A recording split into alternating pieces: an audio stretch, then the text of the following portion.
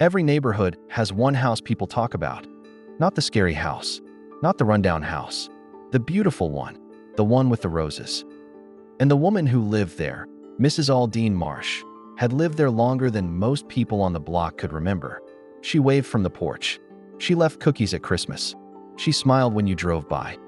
But in 15 years, not a single person on Clover Hill Road had ever once seen that gate open. My name doesn't matter. I moved to Clover Hill Road about 3 years ago, and like everyone else, I noticed the gate on my first week. I figured it was just a privacy thing, you know? Some people don't want their yard to be a cut-through. I didn't think much of it, but then I started noticing things. Nobody ever visited, not in 3 years. And I'm not saying that casually. I work from home. I see a lot of comings and goings on this street. Her groceries got delivered on Thursdays. I'd see the driver leave the bags right outside the gate. And then, I don't know exactly when, the bags would be gone. I never saw her collect them. I mentioned it to my neighbor, Dale, one afternoon while we were both doing yard work. Hey, you ever notice Mrs. Marsh never opens that gate? Oh, the gate thing? Yeah, been like that since we moved in. 12 years ago. 12 years. At least. Old Terrence next to her says it was like that before him, and he's been there 20. Has anyone ever asked her about it? Sure. She just smiles. Says she likes the peace and quiet. Says the gate keeps the good things in. That was enough to open the floodgates. The neighborhood, it turns out, had been quietly cataloging this for years. Patricia, she had a dog once. A big one. Maybe the gate keeps it in. I never see the dog anymore, though. Jerome, I think it's just old. Probably rusted shut, and she's embarrassed about it. Bet. She used to open it. Back in the day, before her husband passed, she'd have people over all the time. After that, no. Bet had been here the longest. And Bet had just changed everything. Her husband passed? Oh, about 22 years ago now. Heart attack.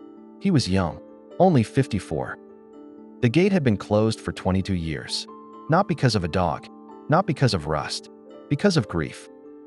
The gate, viewed from across the street. Roses climbing it. The padlock, open but resting there. A detail that now feels different. I'll be honest with you. At this point, I probably should have just let it go. It wasn't my business. She was a private person dealing with a private grief. But have you ever had a question that just lived in you? Like it took up a room in your brain and started paying rent? I found a small obituary. Walter Marsh, age 54, survived by his wife, Aldine, and a daughter, Claire. The obituary was dated 22 years ago, almost to the month. I also found a tiny mention in a local garden club newsletter from years earlier. The Marsh residents on Clover Hill Road opened their gate for the annual garden walk for the 5th consecutive year. 5th year. They were regulars. So she used to participate. She used to open the gate for the whole neighborhood to walk through. And then she stopped. And she never started again. We'd exchanged waves and pleasantries for 3 years. But I'd never actually talked to Mrs. Marsh. It happened by accident. That your mail? Just an envelope that got away from me.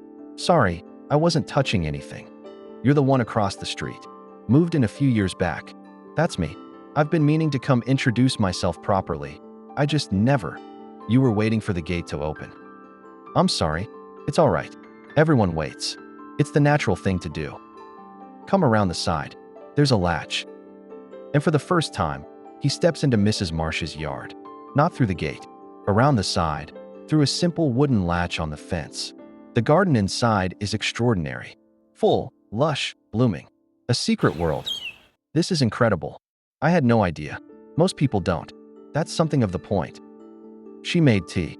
We sat on the iron bench. And she told me about Walter. He was the one who loved having people over. Garden walks, barbecues, neighborhood parties. The gate was always open in the summer. Always. After he died, someone came and asked about the garden walk. Would we be joining again this year? Very kind. Meant well. What did you say? I said I'd think about it. And I closed the gate. And I just never thought about it in the way they meant. She didn't say it with bitterness. Or sadness, exactly. Just the matter-of-fact way you describe a thing that happened and then just kept happening. The gate was his idea, you know. He found it at an estate sale. Spent all of one August restoring it. Said every good garden needs a proper gate. Something to welcome people through. I keep the padlock unlatched. I don't know why exactly. Maybe so I remember it could open, if I wanted it to. I visited a few more times that fall, always through the side latch. We never discussed the gate again directly, but I started to understand something the street hadn't. The gate wasn't keeping people out. It was keeping something in. Not a dog, not grief, exactly. More like the version of this place that was his. That they made together. As long as the gate stayed closed, no one could walk through it and see only an old woman's garden. They could walk through it and see their garden, hers and Walter's. In November, I saw a car I didn't recognize in front of the house. And then, and I want to be clear, I was just checking the mail, I saw the gate open. A woman in her late 40s walked through it. Then Mrs. Marsh walked through it behind her. They stood on the sidewalk together. Her daughter, Claire. They stood outside the gate for a long time. Then they walked back through it together, and Mrs. Marsh pulled it closed behind them. But she didn't put the padlock on. I'm telling you this story in June, which means I can tell you what happened in May. The annual garden walk came around again. I was helping organize it this year, and I put Mrs. Marsh's house on the list, quietly, with a note that said optional. On the morning of the walk, I was setting up signs at the end of the block. I turned around to check the route. Mrs. Marsh's gate, wide open, roses framing it, the path leading up to her porch visible for the first time. Mrs. Marsh stands at the gate, wearing her gardening gloves, smiling at the first group of neighbors walking toward her. She nodded at me from across the street. I nodded back.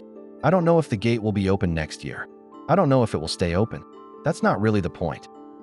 The point is that a gate is just a gate. A closed one isn't always a locked one. And sometimes the most private grief has the most beautiful garden behind it. New stories every day, right here, beyond the fence.